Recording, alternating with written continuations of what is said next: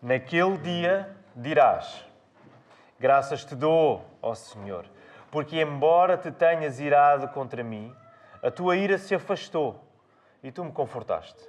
Deus é a minha salvação. Confiarei e não temerei, porque o Senhor Deus é a minha força e o meu cântico. Ele é a minha salvação. Tirareis águas das fontes da salvação com alegria. E direis naquele dia: dai graças ao Senhor, invocai o seu nome, tornai conhecidas entre os povos as suas obras, proclamai como o seu nome é majestoso. Cantai ao Senhor, porque fez coisas grandiosas. Saiba-se isso em toda a terra. Exulta e canta de alegria, ó habitante de Sião, porque grande é o Santo de Israel no meio de ti. É um prazer para mim poder voltar a este lugar, não apenas no sentido majestático do termo este lugar, mas este lugar aqui em particular, este metro quadrado onde eu estou, depois da minha breve ausência por conta da operação que tive. Então é muito bom estar aqui outra vez convosco, queridos irmãos, e ter o privilégio de pregar a palavra para vocês.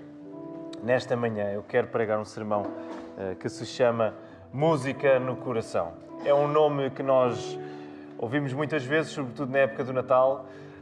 Pelo menos quando eu era criança, adolescente, era um filme obrigatório na televisão nacional. Hoje não sei se ainda é. Acho que ainda passa, mas não é sobre o filme que eu quero falar. Quase que parece de propósito, porque ontem tivemos um momento tão bonito, cheio de música, cheio de melodia.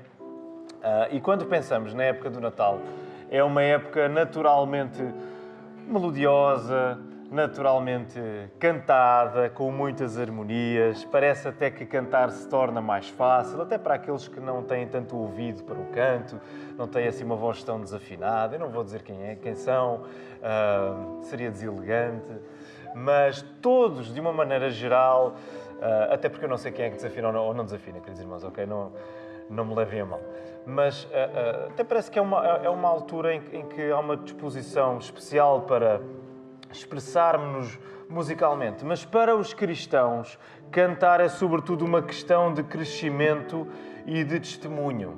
Cantar para a Igreja de Cristo é sobretudo uma questão de crescimento espiritual e de testemunho para os de fora. O louvor exultante é a única resposta adequada à graça de Jesus. E por isso vamos orar nesta hora, para que estas verdades que eu quero pregar sejam pregadas de uma maneira fiel à palavra e para que o Espírito Santo possa estar no nosso meio a aplicá-las à nossa vida e que nós, de facto, possamos responder com uma vida que se entrega, com um coração que se abre a este Deus que nos salva em Cristo Jesus. Por isso, vamos orar. Senhor, obrigado, porque nesta manhã Tu nos reúnes aqui para Te louvar. Isso é um privilégio, Senhor, sem medida. E nós confessamos desde já o nosso pecado por não levarmos assim tão a sério o privilégio que nos é dado por Ti de podermos Te louvar, Senhor. E por isso nós pedimos-Te que nos excites com a Tua palavra, que nos incomodes, que nos transformes, de facto, por aquilo que ela está a trazer às nossas vidas nesta manhã, Senhor. Dá-nos um coração que ouve, dá-nos, Senhor, vidas que respondem em submissão àquilo que Tu queres para nós, com alegria, Senhor. Ajuda-me nesta hora a pregar de uma maneira que seja clara, que seja firme, que seja amorosa, que seja fiel, Senhor. E para que isto tudo seja possível, tem de ser o Teu Espírito Santo a estar connosco, a fazer com que a Tua palavra chegue aos nossos corações. Ó Senhor, nós queremos pedir-Te e agradecer tudo isto, no nome do Teu Filho Jesus Cristo. Amém. Hoje vamos até ao ao livro do profeta Isaías, queridos irmãos. É uma paragem quase obrigatória nesta altura do Advento, nesta altura de Natal, os textos que nos orientam na nossa caminhada para o Natal. Isaías é sempre um texto que surge e eu creio que quase todos os anos passamos por ele. E sempre que nós lemos o livro de Isaías, nós temos que admitir, e tu precisas de admitir comigo, é um livro impressionante. Eu não sei quantos de vocês é que já leram Isaías do início ao fim. Ainda é um pouco longo, não é dos livros mais curtos, tem 66 capítulos e não é um livro exatamente fácil de ler. É fácil nós começarmos a nossa leitura e começamos bem, entusiasmados, capítulo 1, 2, e depois é fácil perdermos porque o profeta começa a falar de coisas que se misturam e nós não conseguimos mapear muito bem a nossa leitura. Mas ainda assim é uma leitura impressionante. Por exemplo, talvez das passagens mais conhecidas que nós temos guardado ao longo da nossa vida sejam passagens que nós conhecemos aqui do livro do profeta Isaías. Por exemplo, Santo, Santo, Santo é o Senhor dos exércitos. Toda a terra está cheia da sua glória. Isso está em Isaías. Isaías 6:3. O famoso versículo que nós recitamos e às vezes até escrevemos em cartões de Natal para oferecer aos amigos, aos vizinhos. É que um filho vos nasceu, um menino se nos deu, e o principado está sobre os seus ombros, e o seu nome será Maravilhoso Conselheiro, Deus Forte, Pai da Eternidade, Príncipe da Paz. Isaías 9:6. Alguns dos textos que nós mais acarinhamos estão aqui. Este livro é impressionante. Ele também é dos livros mais usados no Novo Testamento. Os autores do Novo Testamento usam, acima de todos os outros, o livro dos Salmos e logo a seguir vem o livro de Isaías, muito citado, muito aludido. É um livro muito querido para nós. E, de um modo particular, quando nós lemos a literatura profética do Velho Testamento, Isaías destaca-se porque ele é o profeta que gasta mais tempo a falar sobre o Messias, sobre a obra do Messias. E por isso também ele é considerado muitas vezes como o profeta evangélico. Tal é a porção de texto dedicada ao Messias e à sua obra. E nós precisamos de, pelo menos, simplificar um pouco todo o contexto literário deste livro para nos conseguirmos situar e compreender o texto. E uma das maneiras que podemos simplificar estes 66 capítulos deste livro é nós lermos-los como contrastes, portanto, verdades que se opõem uma à outra, em torno da relação, que esses contrastes gravitam em torno da relação entre um Deus que é santo, Santo, Santo, Santo, é o Senhor dos exércitos. Ainda hoje lemos também na nossa passagem o Santo de Israel, a relação entre um Deus que é santo e um povo que é pecaminoso.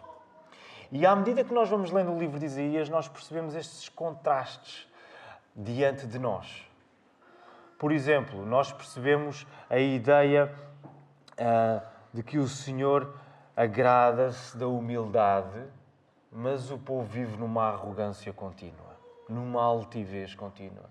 Nós percebemos a realidade de haver um só Deus verdadeiro, o Senhor dos exércitos, o Santo de Israel, e ainda assim haver uma idolatria desmedida do povo adorando os falsos deuses. Nós compreendemos, por exemplo, todos os reinos à volta, todos os reinos terrestres, tentação para que o povo de Israel confiasse no poder humano em vez de confiar em Deus, e nós vemos o contraste com o único reino que virá e se estabelecerá, o reino de Deus. Portanto, é um livro de contrastes. E no nosso texto em particular, nesta manhã, Isaías com ele fecha uma primeira secção que vai aqui até este capítulo 12, em que Isaías descreve o relacionamento de Deus com um povo, este povo de Israel, na perspectiva da rebelião do povo. Portanto, Isaías, quando começa a escrever logo no capítulo 1, ele parte para a acusação da idolatria do povo, por exemplo. É a rebelião do povo que está em causa. É o julgamento que tem de acontecer por causa dessa rebelião. E esse julgamento virá, ele é certo. Mas também é debaixo da perspectiva da esperança, do perdão que Isaías traz. E por isso, quando tu lês o livro de Isaías, é uma leitura em tensão. Tu sentes-te tenso, porque tu estás a lidar com a realidade do julgamento e do castigo, e a determinada altura tu só vês aquilo. Isto vai ter de acontecer. Isto vai correr mal, isto vai dar para o torto. Mas, de repente, a esperança do perdão rasga o texto. E nós ficamos como fora de nós. Como é que isto é possível? É isso que está a acontecer aqui neste capítulo 12. A esperança está a vir a tomar conta, está a rasgar tudo aquilo que Isaías disse até agora acerca de julgamento e de castigo. Eles vão acontecer, mas ainda assim a esperança do perdão, a esperança de que Deus vai consolar o seu povo, ela não desaparece. Pelo contrário, ela vai sendo cada vez mais uma nota dominante à medida que o livro avança. E por causa disso, Isaías, neste breve capítulo 12, ele está tão absorvido pela graça de Deus que ele derrama-se numa canção de louvor. Esta frase vai ficar aí destacada, porque é o texto que nós temos à frente. É uma canção de louvor, é um cântico. Se quisermos até, é um salmo profético que Isaías coloca aqui, porque ele está tão absorvido, tão captado pela realidade da esperança, que Deus vai perdoar, que Deus vai resgatar o seu povo, que ele, podemos dizer assim, explode em louvor. Ele começa a cantar, ele rejubila. Vamos então ver o nosso texto, o que é que ele significa e o que é que isso quer dizer para nós. Naquele dia dirás, que dia é este? Esta é uma expressão que provavelmente vocês já ouviram quando outros textos proféticos são lidos. Por exemplo, hoje o nosso irmão Ivanilson leu no livro do profeta Sofonias, e a mesma expressão, não exatamente a mesma, mas a mesma ideia estava lá. Agora já não me recordo bem. Evanilson, foi o quê? Não foi aquele dia, foi naquele tempo. Exatamente. Naquele tempo. Portanto, este tipo de expressões são comuns na literatura profética. O que é que eles significam naquele dia? Ou, por exemplo, no dia do Senhor. Esse é um tema comum e contínuo nos profetas para falar de profecias que vão ser cumpridas. E que profecias são essas? São profecias que trazem julgamento, juízo, mas também são profecias que trazem salvação e livramento. E este dia não se esgota num momento apenas, ok? Ele não acontece tudo aquilo que Isaías está a falar, não acontece tudo apenas num momento só. Okay? Não é um dia específico, ele não se esgota apenas no momento, mas ele tem aquilo que nós chamamos em teologia, ele tem vários horizontes de cumprimento. Ou seja, as profecias, e em particular isto que Isaías está a dizer, cumpre-se progressivamente.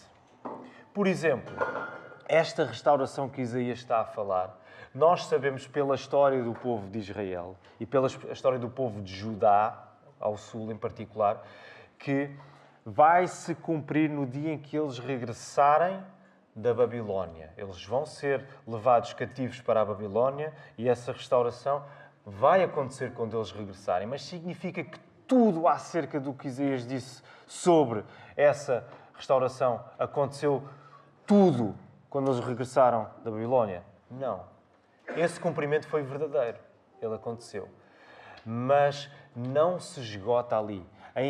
Isaías ainda aguarda, o povo ainda vai aguardar um momento em que a libertação final vai acontecer. E Isaías vai desenvolver esse tema no seu livro. E por isso é que nós temos diante de nós várias metas, vários horizontes temporais quando lemos estes livros proféticos. Por isso é que às vezes é tão difícil para nós compreender o que está a acontecer. Porque o profeta está a falar de uma data que vai acontecer daqui a pouco tempo, mas há coisas específicas que vão só acontecer um pouco mais à frente e há ainda outras que ainda lá mais à frente. E às vezes torna-se difícil para nós perceber o que é que isto significa. O que é que Isaías está a dizer, ou outro profeta qualquer. Neste caso, nós somos levados à referência no capítulo anterior, no capítulo 11. Puderes, coloca lá os teus olhos. No verso 10 e no verso 11, porque Isaías usa a mesma expressão. Ele diz assim, capítulo 11, verso 10. Naquele dia, a raiz de Jessé será como uma bandeira aos povos, para onde as nações recorrerão, e o seu descanso será glorioso. Verso 11. Naquele dia, o Senhor estenderá de novo a mão para resgatar o remanescente do seu povo que for deixado na Assíria, no Egito, em Patros, na Etiópia, em Elão, em Sinar, em Amate e nas ilhas do mar. Então Isaías está a falar acerca de Deus reunir o seu povo. Uma salvação que vai trazer o seu povo de volta.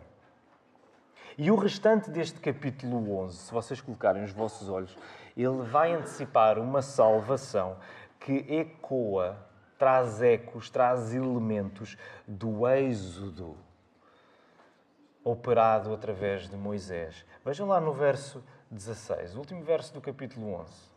Diz assim: assim, o remanescente do seu povo terá caminho plano para voltar da Assíria, como houve para Israel no dia em que saiu da terra do Egito. Então este cântico de Moisés, ele funciona como um paralelo a uma coisa que já aconteceu lá no tempo do Êxodo. Quando o povo saiu do Egito e atravessou o Mar Vermelho, e geralmente esses são os episódios que nós fixamos mais, não é? Êxodo 13, Êxodo 14, a morte dos primogénitos, o Mar Vermelho a abrir-se ao meio. Mas depois, o que é que aconteceu em Êxodo 15? O que é que aconteceu depois do povo atravessar o Mar Vermelho e chegar ao outro lado? O que é que aconteceu? Êxodo 15. Alguém se lembra? Um cântico, o cântico de Moisés. Houve um cântico de louvor pelo povo ter sido resgatado e ter sido libertado do Egito. E por isso, nós compreendemos que este cântico de Moisés aqui em Isaías, este cântico de Isaías, neste capítulo 12, é um paralelo àquele cântico de Moisés lá no Êxodo, em Êxodo 15. Há um teólogo, John Oslett, que ao comentar este texto, ele diz que esta canção aponta para um tempo em que o povo compreenderá definitivamente o que Isaías tem estado a pregar. Chegará um tempo em que as verdades que Isaías tem estado a pregar acerca de julgamento, castigo e esperança de perdão vão ser compreendidas perfeitamente pelo povo de Deus. E essa é uma perfeição, e essa é uma compreensão que não vai residir apenas na mente do povo, mas vai encontrar espaço no coração de tal maneira que é a garganta que vai responder. Essa compreensão vai encontrar lugar também nas cordas vocais do povo. Porquê? Porque se no antigo Êxodo houve música, com o cântico de Moisés, no novo, música haverá. É isso que Isaías está a dizer. Quando a salvação final vier para o povo de Deus, louvor vai ser a resposta. Rejubilo, exultação, alegria. Encontras essa frase aí. Se no antigo Êxodo houve música, no novo, música haverá. Isaías está a falar de uma salvação muito maior do que aquela que aconteceu lá no Êxodo. E aquela foi impressionante. Um mar aberto ao meio para o povo passar. Mas a que virá aí será ainda mais impressionante, porque ela significa que não mais o pecado do povo vai estar a impedir que ele esteja em comunhão com um Deus que é santo.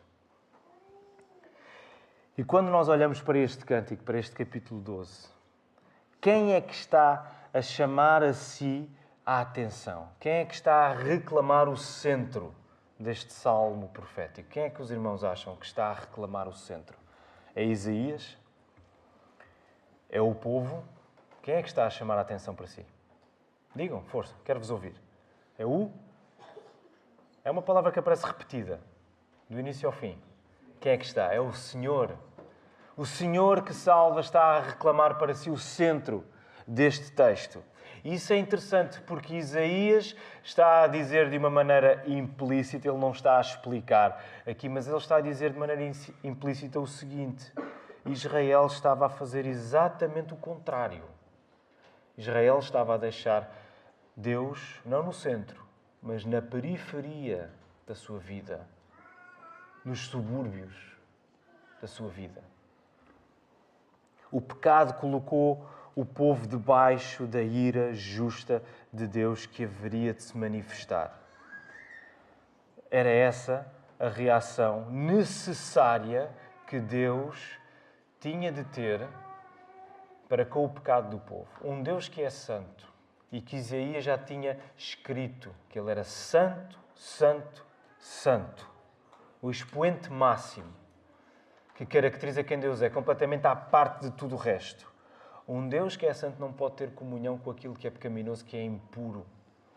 Um Deus que é santo tem de pagar essa ofensa contra si mesmo. Castigo tem de vir.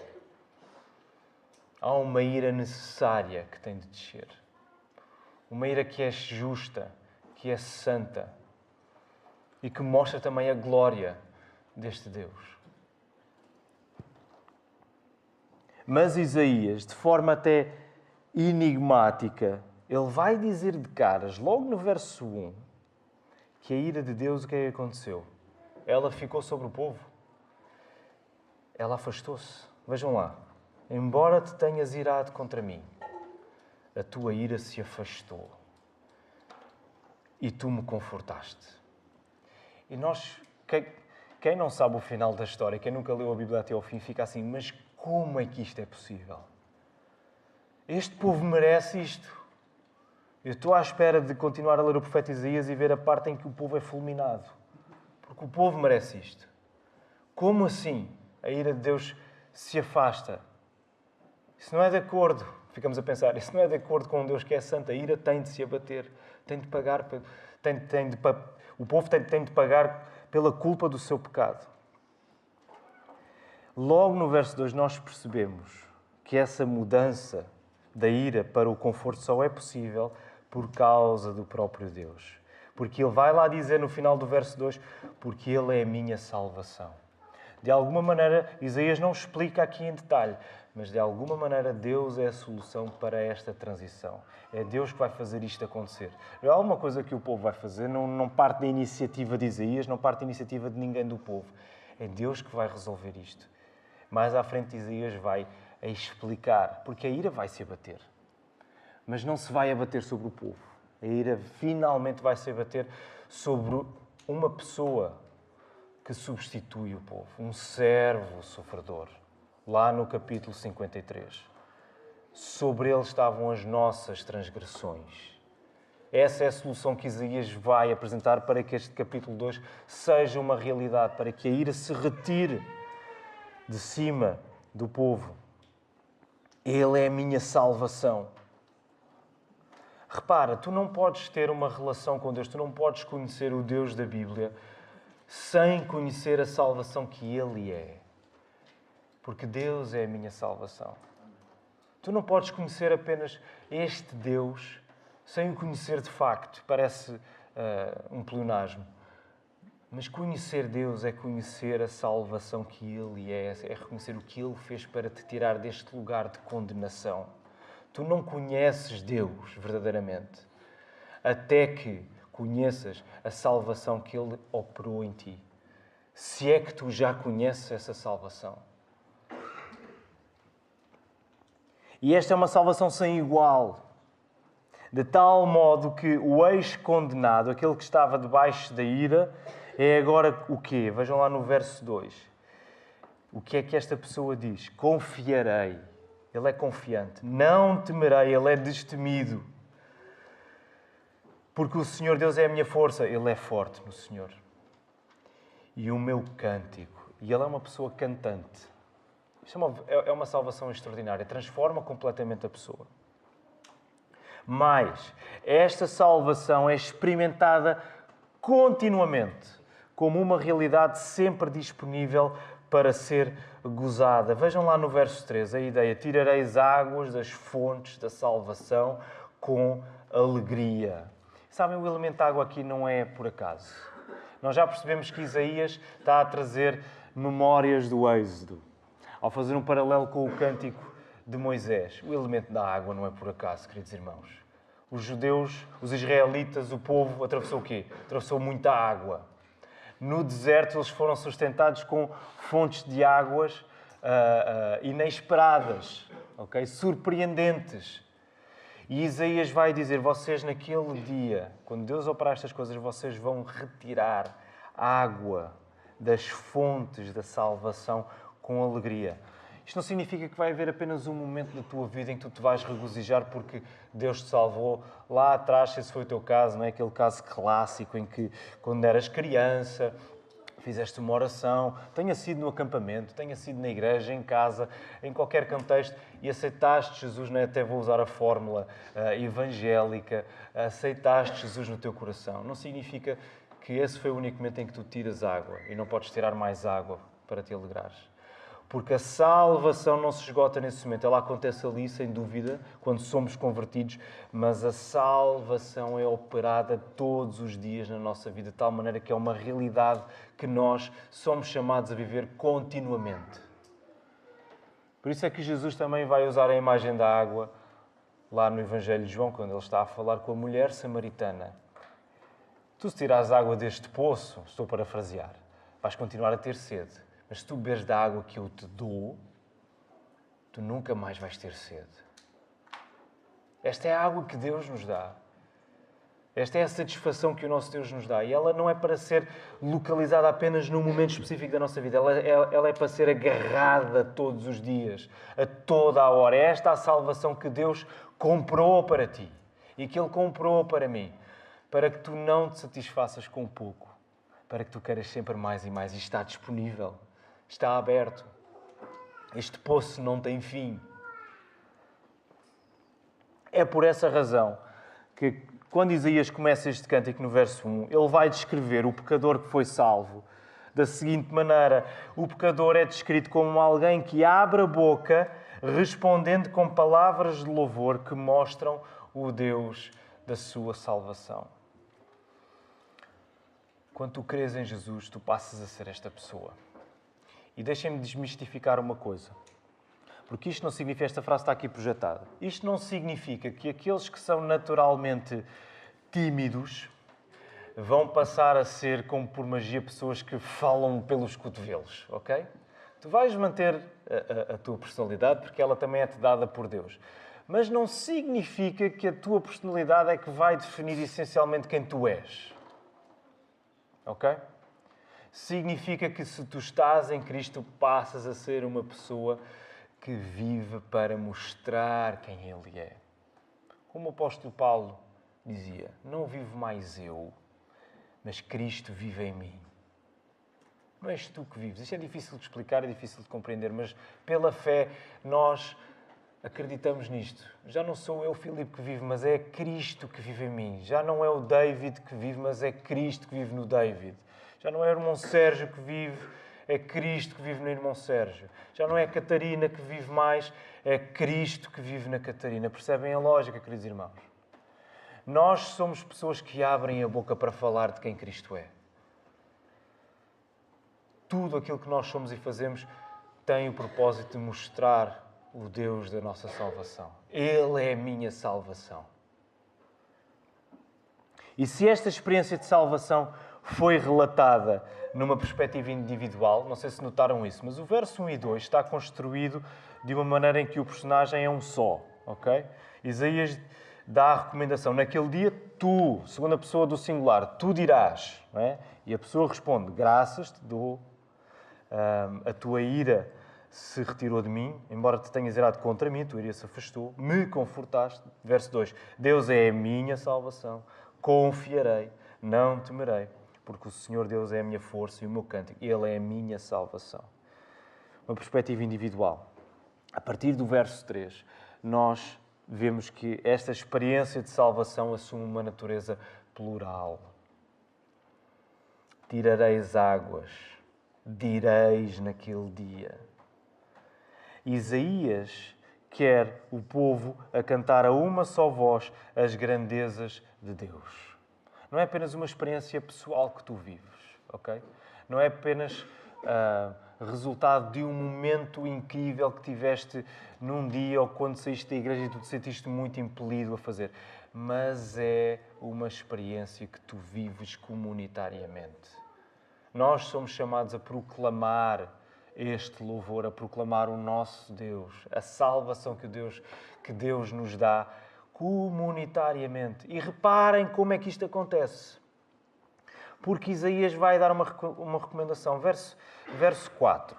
Ele vai dizer, agora a falar com mais do que uma pessoa. E direis, vocês dirão naquele dia. O que é que o povo diz? Dai graças. O verbo dar aqui está em que... É modo? É modo? Está em que modo? Ou está em que tempo? Agora já não sei. É modo. Como? Está em que modo? Imperativo. Ou seja, Isaías dá uma ordem para o povo dar uma ordem. Mas o povo está a dar a ordem a quem? A quem é que vocês acham que o povo está a dar a ordem? Para dar graças. Digam. A eles mesmos, uns aos outros. Percebem? Esta proclamação de louvor e de gratidão é feita em jeito de exortação mútua. Vejam a quantidade de imperativos que tem aí. Dai graças ao Senhor. 1. Invocai o seu nome. 2. Tornai conhecidas entre os povos as suas terras. 3. Proclamai como o seu nome é majestoso. 4. Verso 5. Cantai ao Senhor. 5. Porque fez grandes coisas. Saiba-se isso em toda a terra. E se adicionarmos o verso 6 ainda. Exulta e canta de alegria. Mais 2. 7 imperativos ao todo. Portanto, nós somos chamados como igreja, aplicando isto à nossa vida, a louvarmos de uma maneira em que nos estamos a exortar imperativamente uns aos outros. Isto, deixem-me dizer, isto é um potencial transformador tremendo. Porque a maneira como eu vou falar com o meu irmão já não é numa perspectiva apenas de então, como é que estás? Está tudo bem? Tudo. Catarina? Ótimo. Vemo-nos próximo de mim. Não. Tu vais... Não vais com uma postura impositiva. Mas tu queres... patrocinar na vida do teu irmão e da tua irmã uma resposta de louvor. Tu queres ser biblicamente imperativo no sentido, Catarina, dá graças a Deus. A semana foi assim, louva-o. Dá graças. Nós queremos nos exortar mutuamente. O louvor que o Senhor nos chama a prestar-lhe é um louvor que faz a igreja crescer. Por isso é que nós cantamos juntos, queridos irmãos. Por isso é que nós não cantamos sozinhos, por isso é que não é só a banda que está cá à frente e nós estamos a ouvi-los a cantar.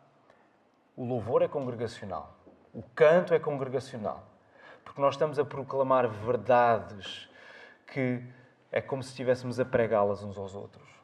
É como se estivéssemos a encorajar na hora, através da expressão musical, as verdades acerca de Deus. E nós já cantámos estas verdades hoje. Por exemplo, não é por acaso que o primeiro cântico diga no refrão exultai, que por acaso também está no imperativo. Exultai, exultai. E nós estamos a cantar isto uns aos outros. Percebem, queridos irmãos? Este é o louvor ao qual Deus nos chama. A lógica é esta. O poder da salvação, ele não se vê apenas num discurso. É verdade que ele vê-se num discurso também. Se não fosse assim, não estaríamos aqui a pregar. Nós temos de proclamar, nós temos de falar, nós temos de ter palavras, verbalizar acerca destas coisas. A Bíblia convoca-nos, manda-nos a fazer isso. Mas isso nunca pode significar que esse discurso é desprovido de louvor. O discurso acerca do poder de salvação só é um discurso verdadeiramente bíblico se todo ele cheirar a adoração por todos os lados. O poder da salvação atesta sobretudo numa linguagem de adoração que convoca o crescimento comum. Por isso é quando, por exemplo, o pastor Tiago ou eu estamos aqui a pregar, nós não podemos, ou outro pregador qualquer, isto aplica-se a qualquer pregador, nós não podemos pregar desinteressadamente. Só vamos despejar umas verdades e logo se vê. Nós temos de pregar isto, porque isto é a nossa vida, e nós temos de pregar isto adorando o nosso Deus. A função primária da pregação da palavra é que o nome de Deus seja glorificado. E através disso que vidas sejam salvas e edificadas.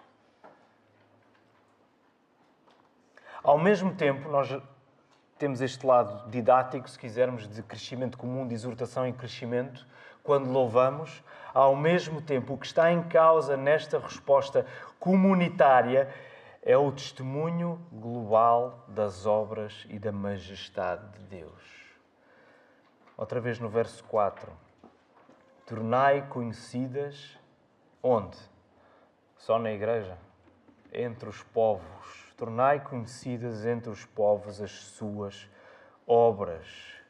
Verso 5. Saiba-se isso em toda a terra.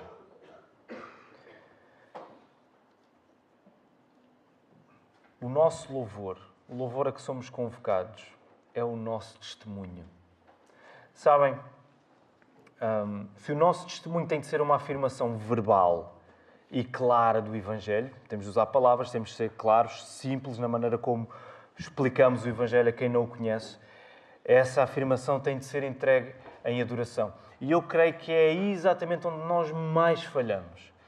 Não são poucas as vezes onde, várias vezes a pergunta, não são poucas as vezes onde a pergunta chega, até mim, até ao Tiago, às vezes até na reunião de oração, para meditarmos acerca disso, né? Como é que eu posso ser mais eficaz na minha evangelização? E eu acho que até de uma maneira involuntária, até inconsciente, nós fazemos essa pergunta sempre à espera de uma fórmula mágica, certo? Pastor, diga-me lá qual é que é a frase que eu tenho de dizer àquele meu amigo que vai explicar tudo em 30 segundos e que vai ser irresistível e ele vai se converter na hora. Há alguma ingenuidade sempre que perguntamos isso porque, quer queiramos, quer não, estamos à espera de fórmulas para explicarmos o Evangelho e para testemunharmos o mais eficazmente possível. E esquecemos-nos do elemento fundamental. Quando tu és chamado a testemunhar aos outros, seja na tua família, seja no teu prédio, seja nos teus vizinhos, onde for, tu tens de o fazer de uma maneira em que a pessoa que te ouve pode não perceber muito o que estás a dizer. Mas a pessoa que te ouve tem de, pelo menos, conseguir detectar que há alguma coisa em ti que te puxa para uma adoração, que te puxa para um entusiasmo. E é isso que eu acredito tem faltado na minha vida, tem faltado na nossa vida como igreja. É nós falarmos aqui dentro uns aos outros e aos de fora com um desejo de que o nome de Cristo seja glorificado. Por isso, a nossa fidelidade está em sermos cristãos que transpiram adoração sempre que falam de Deus na igreja e fora dela. Queres ser um cristão fiel? Eu espero que sim. Estamos aqui para isto. Ser um cristão fiel. Quando tu falas acerca de Deus, tu queres que tudo isso resulte em louvor. A tua vontade vai sempre querer terminar uma conversa sugerindo: meu irmão, vamos cantar um cântico. Já aconteceu com muitos de nós, se calhar, em que estivemos reunidos, em que com amigos cristãos, em que estávamos a falar acerca das verdades de Deus, a partilhar as nossas vidas e quisemos terminar esse tempo louvando. Sabes porquê? Porque foi para isso que nós fomos criados. Essa é a resposta natural que Deus colocou em nós para nós dedicarmos a Ele. A adoração é essencial. Se tu queres ser um cristão firme, queres ser um cristão robusto, queres ter uma vida espiritual robusta, forte, tu precisas de te entregar à adoração. Ela não é uma opção, ok? Não é apenas uma coisa que nós fazemos no nosso serviço de culto para pontuar. Olha, ficava bem aqui um cântico. É diferente, corta um bocado a monotonia do serviço de culto. Não. A adoração é essencial. É aquilo que nós fazemos. Mas ela é essencial, e deixa-me dizer isto, não porque Deus precise dela, ok? Deus não precisa da tua adoração para Ele ser Deus. Ele já é Deus. Ele já era Deus majestoso antes de criar todas as coisas. Ele não precisa da tua voz encantadora para ser quem Ele é. A adoração é essencial na nossa vida porque nós precisamos de a dar. E pensa nisto como uma necessidade. Tu precisas de adorar, ok? Não é só uma questão da tua disposição. A tua disposição também é importante. De tu quereres adorar. Mas tu precisas de adorar. Tal como tu precisas durante o dia comer para te sustentar, tal como tu precisas de dormir para recuperares as tuas forças. Tu precisas de adorar. Porque para isso tu foste criado. E deixem-me dizer, a canção, de um modo particular, é a nossa expressão natural por termos sido libertados da ira para o consolo de Deus. Chega um ponto quando nós sentimos tão satisfeitos por alguma coisa na nossa vida chega a um ponto em que as explicações não chegam. Chega a um ponto em que tu tens de adorar. Eu gosto sempre deste exemplo. Lá em Romanos 11, acho sempre muita piada, porque quando Paulo escreve a carta aos Romanos, é a primeira carta do Novo Testamento na ordem, do cânon, Paulo escreve, começa a explicar, a dizer o que é o Evangelho, termos técnicos, coisas às vezes difíceis de compreender, profundidade teológica. E ele chega a um ponto em que está a falar de Deus eleger uns para a salvação, não eleger outros, os gentios e os de Israel. E continuamos a ler e Paulo a explicar, e chegamos lá no capítulo 11 e chegamos ao ponto em que, Paulo agora vai dar a machadada e eu finalmente vou perceber como é que se explica a relação entre a soberania de Deus e a responsabilidade humana. Agora é que vai ser. E Paulo quase parece que começa a gozar connosco. Porque sabe o que é que ele faz? Ele está tão submergido nas verdades que ele está a expor que o que é que ele faz? Verso 32 do capítulo 11. Ó profundidade da riqueza. A explicação acabou. Da sabedoria e do conhecimento de Deus. Quão insondáveis são os seus juízos e quão inescrutáveis os seus caminhos. Pois quem conheceu a mente do Senhor?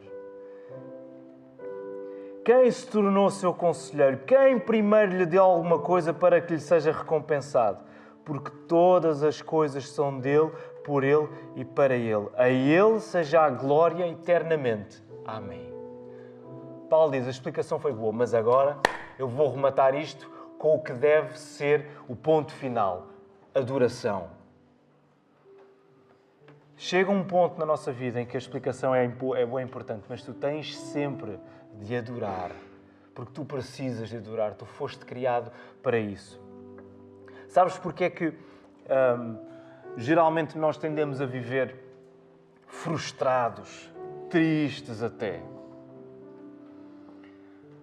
Porque nós não estamos a viver de acordo com o propósito que Deus criou para nós. Isto tu vais ouvir até sugerido por pessoal fora da igreja, seja psicólogos, seja coaches, seja o que for. Ele vai dizer, tu para te sentires alguém realizado, satisfeito, tu vais ter de alcançar o teu potencial e para isso tu precisas de perceber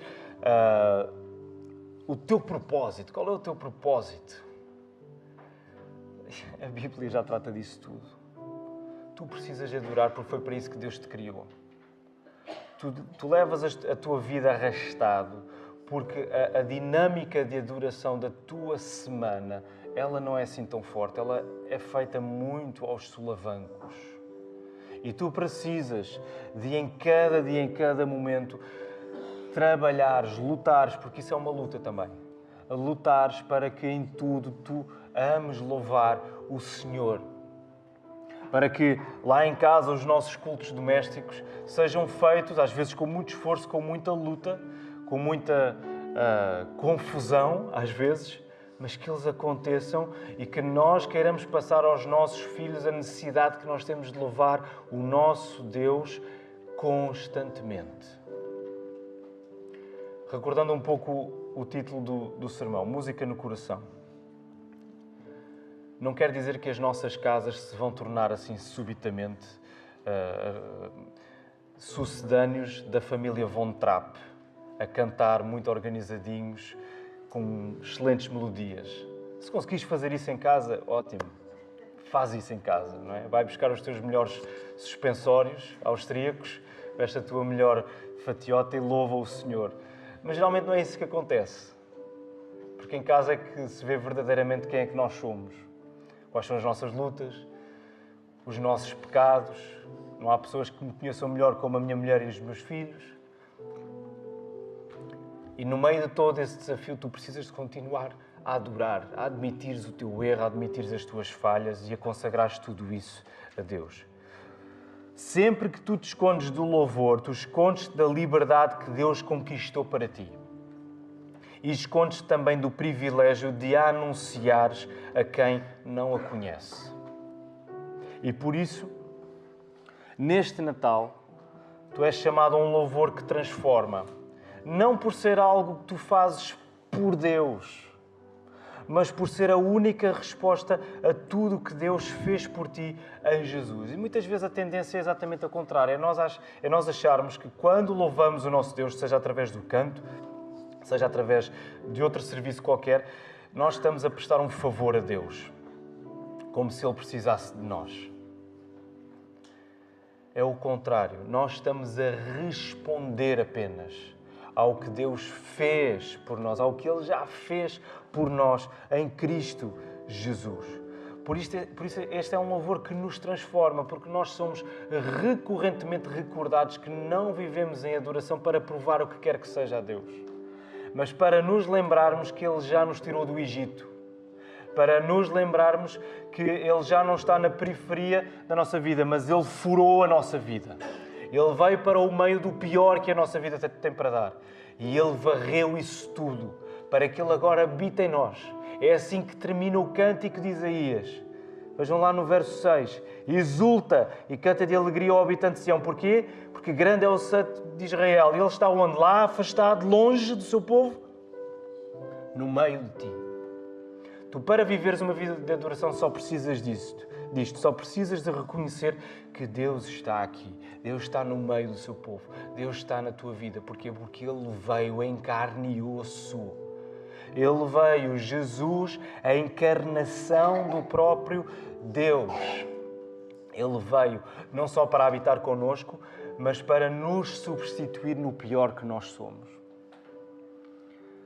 Vivendo da maneira que nós nunca poderíamos viver, alcançando para nós o que nós nunca poderíamos alcançar. Ele veio para destruir o meu pecado, Ele veio para destruir o teu pecado. Ele veio para ser a tua canção. E Isaías cantou esta expectativa. Junta-te a esta melodia, não apenas agora, mas em todos os dias da tua vida. Louva o Senhor. Que o Senhor nos ajude. Vamos ainda ficar de pé e responder cantando. Querido Deus, querido Pai, obrigado, Senhor, porque Tu estás no meio do Teu povo, Senhor. Obrigado porque essa é uma certeza que nós temos, porque o Teu Filho veio. Ele morreu no nosso lugar, Ele ressuscitou, Ele está à Tua direita, Senhor, Ele está sentado à Tua direita, governando todas as coisas. E Tu, Pai, com o Filho, enviaram o Espírito Santo. O Espírito está connosco. É Ele que nos encoraja, que nos santifica, que nos encaminha para uma vida de um louvor que é crescente, Senhor. Por isso nós desde já reconhecemos a nossa fraqueza, a nossa limitação, a nossa incapacidade de darmos-te um louvor como Tu mereces, Senhor. Precisamos de uma eternidade para o fazer, porque é um louvor que cresce para sempre e sempre. Ó Senhor, ajuda-nos, confronta-nos com aquilo que tem de ser mudado em nós, com a nossa passividade, com a nossa letargia, com a nossa preguiça, com tantas outras coisas que nós adoramos e que Te substituem, Senhor. Perdoa-nos por isso. Ó Senhor, encaminha-nos neste dia para que o possamos viver ainda na Tua presença, louvando-Te, Senhor, descansando em Ti, e que a semana que agora começa possa ser vivida também com esta adoração nos nossos lábios, Senhor. Que os outros à nossa volta, Senhor, possam ver isto em nós e possam ficar curiosos, inquietos até, com isto que mexe connosco, que é Tu habitares em nós e nós queremos responder louvando-Te, Senhor, com toda a nossa vida. Senhor, convoca mais pessoas para a Tua presença, para que possam ouvir a Tua palavra, o Teu Evangelho, a Tua salvação, porque Tu és o Deus da nossa salvação. Recebam a bênção do nosso Deus. Que a graça do Senhor Jesus Cristo, o amor de Deus Pai e a comunhão do Espírito Santo sejam com todos, agora e para sempre. Amém.